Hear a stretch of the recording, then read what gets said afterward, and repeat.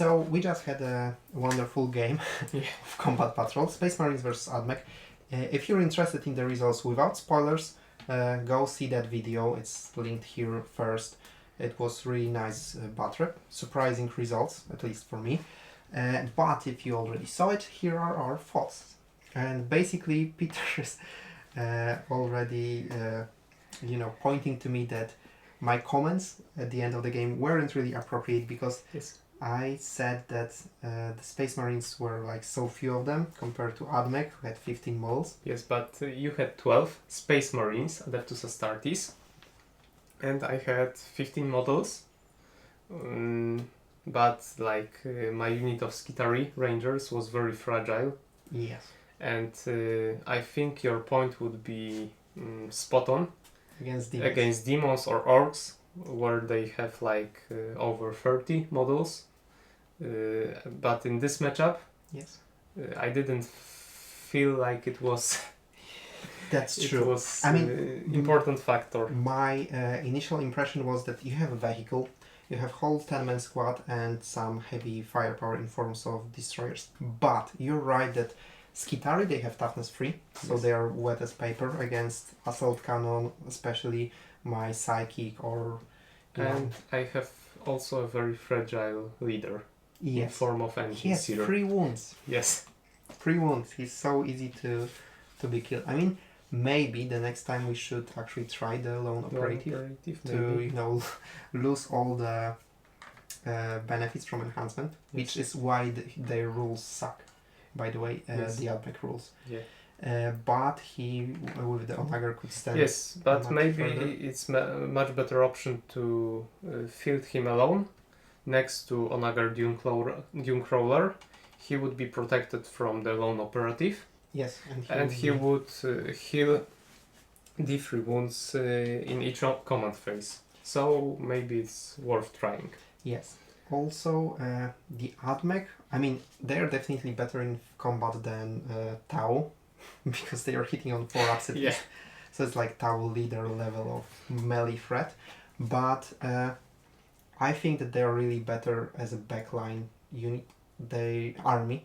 They have quite high range. The Rangers, even though they have scout moves, which, it's tempting to move them forward, they are really soft.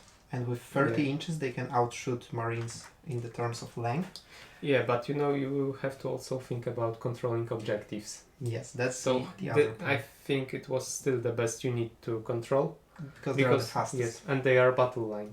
So that's I can go, move, control the other one. Right. Because the main idea for Peter was that if he moved his battle line Skitari to this objective and then move on, he wouldn't have to control it physically and it would still provide points for him. Otherwise my Marines will simply move closer and closer. So that was really reasonable movement, and they have a quite nice stratagem that gives them 4 up invulnerable save. But on the other side, the Marines with Oaths of Moment, they have such a high volume of power, and with toughness 3, I simply score tons of wounds.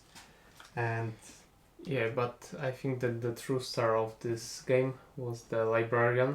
Yes. Because his smite was so good today. Yes. It was like the most scary weapon from all of them. I initially thought that when, smite is no longer straight up mortal wounds. Yeah. It's like meh. But it got 24 inches of range. Even as a regular weapon, it's strength 6, AP -2 and D3 damage with D6 shots, so it's like a lot.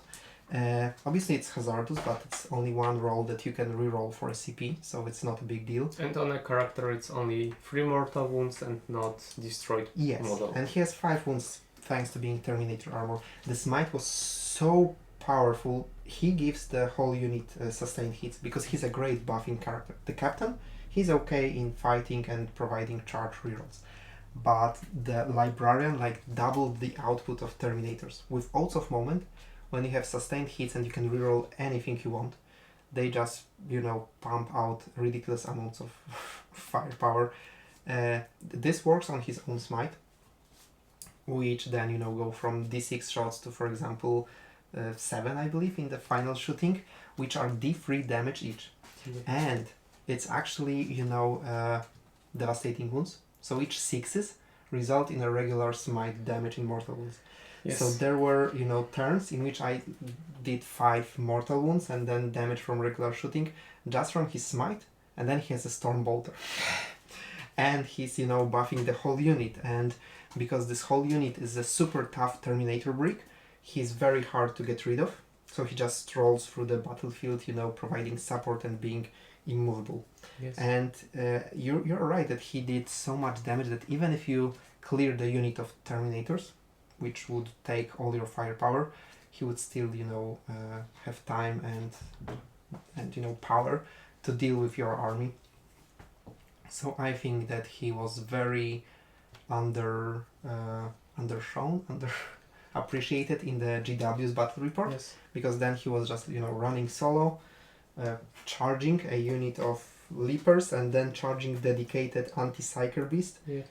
I think that they don't think so much about competitive play. Yeah, they just wanted to make some nice battle rep. Yeah, I also think that he's so much stronger than the leader from Grey Knights Combat Patrol, because Yes. if I remember correctly, he has only one shooting profile. I need to check it. Yes, so as I said, Librarian from Grey Knights Combat Patrol had only one ranged weapon. It was Psychic Weapon Purge Soul.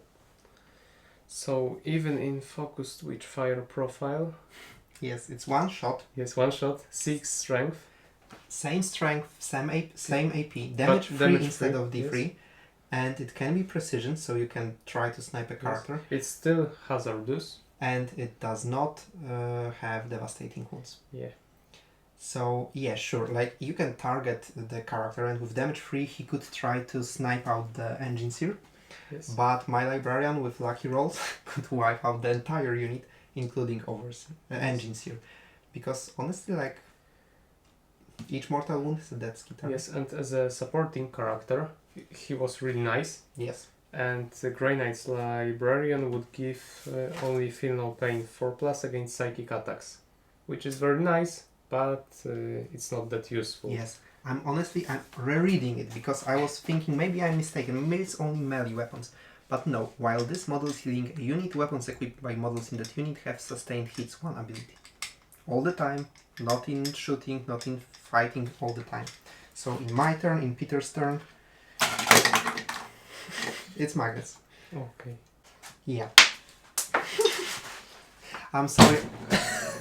I'm sorry I'm laughing, but Peter has the worst day ever.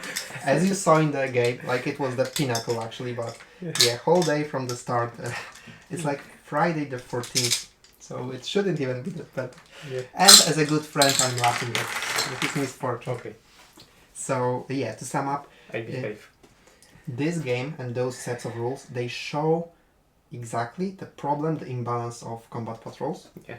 Especially when I look at the Skitari rules, and I know, for example, already the rules for Deathwatch.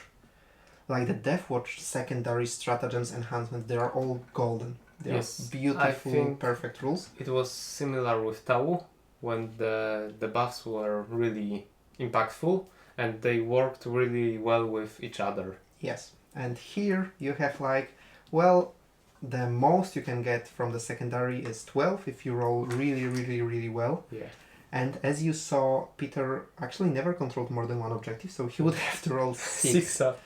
6 in one roll every turn. Like Yes. if it was that you can roll per objective. So I think I controlled, by the way, only in two turns. That looks that way. Yeah, so I would have 2 chances to roll a 6 up. No victory points.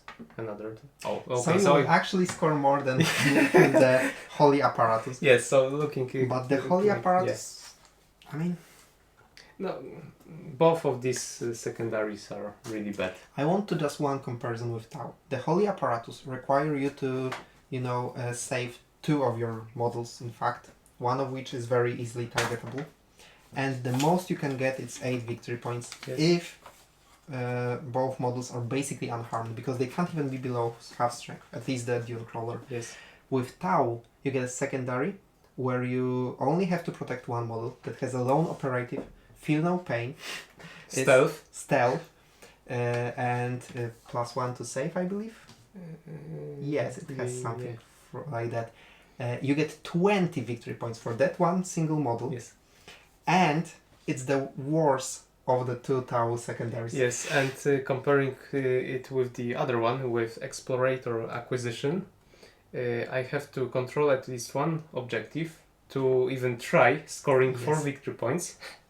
And comparing it to Tau that I used in the last game, I just had to stand in my deployment zone with like even a single model to get 5 victory points. Yes. And I could get 20 in total. And Peter had 2 models with lone operative that can be targeted outside of 12 inches.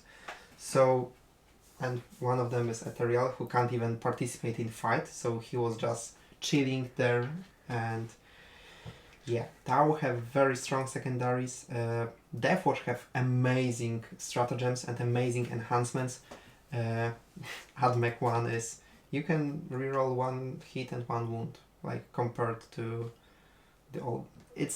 The imbalance is clearly visible that there are different people writing those rules. Yes. They don't compare them at the end maybe, or they do but do it very quickly and don't think. They're like checking if there are, I don't know, spelling errors. If the rules make sense, okay, it's something that we do in this game, but they don't compare the, the scaling, the power level.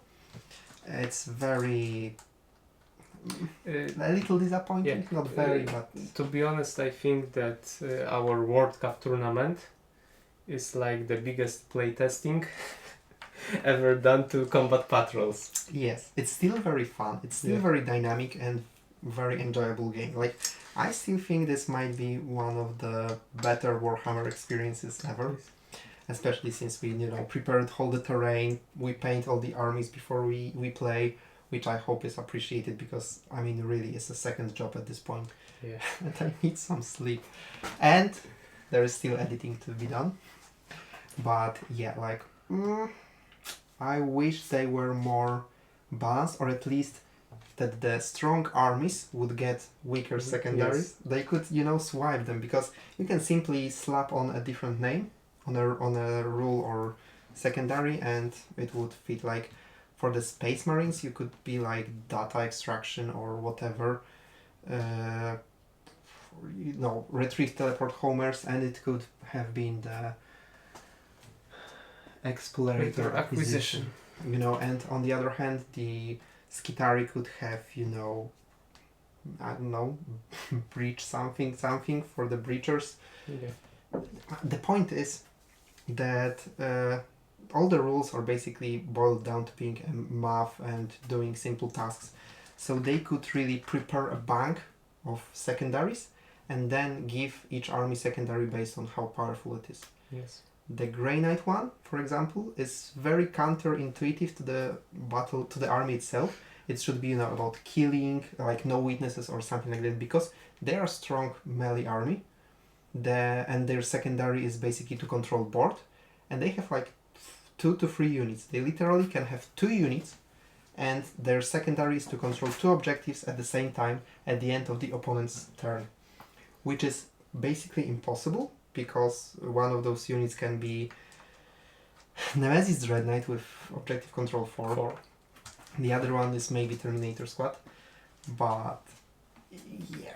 No, not Terminator, the Strike Squad, which can be then joined by Librarian. But if you go the more optimal, in my opinion, way, you get 2 units. You get units of Terminator with Librarian, and then regular Strike Marines. Like, if they got kill stuff, it could be fitting. It would be fitting as it is. I think that they should have, like, maybe weaker secondaries, but the whole combat patrol to play with, which still wasn't that powerful. You should watch the first game to see that. We played illegal combat patrol with Grey Knights, and they did not banish the demons. The demons had a field day. So yeah, there is. I think we will have to do some poll. Yes, to ask you if you want to play us with legal Grey Knights. Or we should, yes, field all the models from the combat And patrol. if you want the legal, whether it's Nemesis or the Terminators. By the way, we did similar poll for the Custodes. It's on our community YouTube page. So you can tell us if you want the bikes or if you want the regular Custodes. I think I'm talking too much. It's supposed to be 5 minutes. Yes, Peter like wants to 20, go to sleep yes. because it's a bad day. I want to go to editing and take a shower. And yeah, we still had some great time. It's still fun. I hope Yes. you guys enjoy it. Yes, because we put a tremendous amount of work. Yeah. Because painting all of this, all of this. Again, the paint is barely drying on the Onager Dune Yes. Crawler. It's like a lot of work, but I think it's worth it. Yes. So, It's, if you like it, you can support us in the link below. yes, we will be repeating it till you get bored. Well, till everyone gets bored. Yes. Because we are not earning from YouTube, because we still don't meet the watch time requirements. That's why we are so like, please guys support us, because we spend a ton of money, time, and pain and tears and blood on this And guts. whole thing. Yes, but even just watching our content, giving these videos a like, it's still helping us to start earning from YouTube partner program. But yeah, thanks for watching as always. Luckily, we will put every combat patrol against every combat patrol. Well, most of them. There will be 3 games for each. So even if if one army had a bad day, bad rolls, bad deployment or something, whatever, they will get a second chance. So we will. And the third one. We will try, and even the third one. We will try not to concede any Games. Yes. It might be tempting, Yes. but we will. We'll leave it for finals. Okay, I think it's enough. time to sum up. So Thank you for watching. bye Bye-bye. guys. Oh, and tell us what you think about the game. Bye. Bye.